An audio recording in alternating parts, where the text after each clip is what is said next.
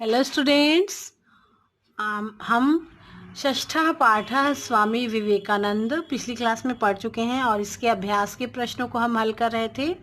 तो चलिए आगे का प्रश्न हम देखते हैं। क्या प्रश्न नंबर 5वां है, उचित पदेन रिक्त स्थानम पूरयत।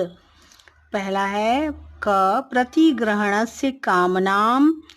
तो यहाँ पर जो हम देते हैं किसी को उपकार करते हैं किसी पर, तो उसके बदले में हम कुछ पाने की इच्छा हमें रखनी चाहिए कि नहीं रखनी चाहिए, है ना। कुरु या फिर माँ कुरु। तो यहाँ पर कुरु का मतलब है कामना करनी चाहिए और माँ कुरु का अर्थ है कि नहीं करनी चाहिए। नहीं, माँ का अर्थ होता है नहीं। तो यहाँ पर आएगा माँ कुरु, प्रतिग्रहणस्य कामनाम माँ कुरु। फिर है चारित्र्य बलम। जो चरित्र का जो बल है वह हमें धारण करना चाहिए कि नहीं करना चाहिए। तो चरित्र बल हमको धारण करना चाहिए। तो यहाँ पर आएगा धारयत। अगला है, नरेंद्र नाथस्य पिता आसीत भाषकः अभिभाषकः। अभिभाषक का अर्थ होता है वकील या बैरिस्टर। तो यहाँ पर आएगा अभिभाषकः, क्योंकि नरेंद्र नाथ के पिता वकील थे। अनात्म भावस्य विकासः एव कर्म। फिर है स्वामी विवेकानंदस्य जन्म कोलकाता नगरे अभवत्। फिर है नामोल्लेख पूर्वक संधि विच्छेदम कुरुत।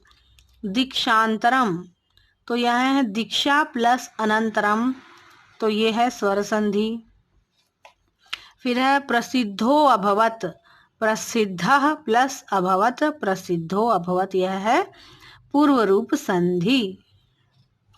फिर है एवाकर्म।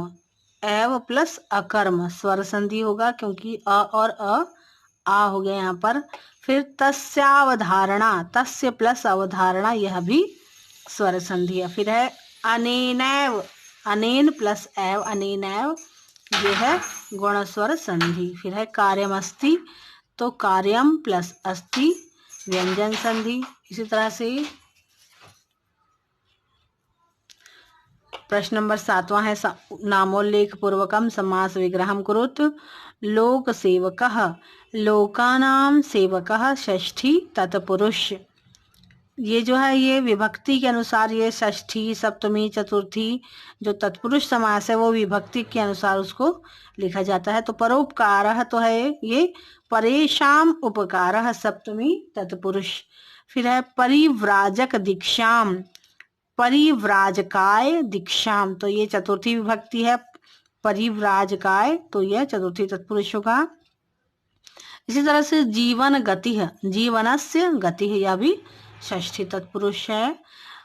अगला है ईश्वर प्राप्ति है, ईश्वरस्य प्राप्ति है, तो ये षष्ठी तत्पुरुष। ठीक है। इसके बाद आता है हमारा प्रश्न नंबर 8वां,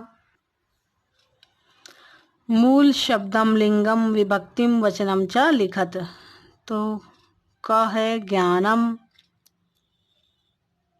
तो ज्ञानम का मूल शब्द होगा ज्ञान, विभक्ति होगी सप्तमी और वचन एक वचन। इस तरह से आपको सबका लिखना है, मूल शब्द, लिंग, विभक्ति और वचन। तो मैं आपको सारे का बता देती हूँ। दूसरा है आपका कार्यम। तो कार्यम का मूल शब्द है क्री प्लस ण्यत। यह नपुंसक लिंग में है और प्रथमा विभक्ति एक वचन। फिर है अनेन। अनेन जो है इसका मूल शब्द है इदम और ये पुल्लिंग शब्द है, इदम पुल्लिंग, तृतीया विभक्ति और एक वचनम। इसी तरह से ईश्वरः।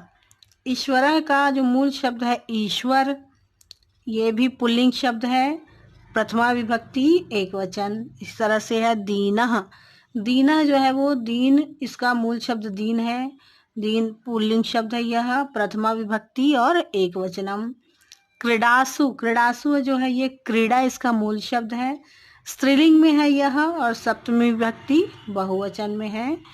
एतेषाम। एतेषाम जो है वो एतद, इसका मूल शब्द एतद पुल्लिंग है, षष्ठी विभक्ति और बहुवचन में है। इस तरह से सह जो है, ये सह शब्द जो है वो तद शब्द है, इसका मूल शब्द पुल्लिंग और प्रथमा एक वचन। ठीक है, इस तरह से वाक्यों में प्रयोग करना है अव्ययों का। च का अर्थ होता है और एवं का इस प्रकार, माँ का नहीं, तदा का तब और यदि का यदि ही होता। तो ये सब आप वाक्य बना सकते हैं इसमें। ठीक है।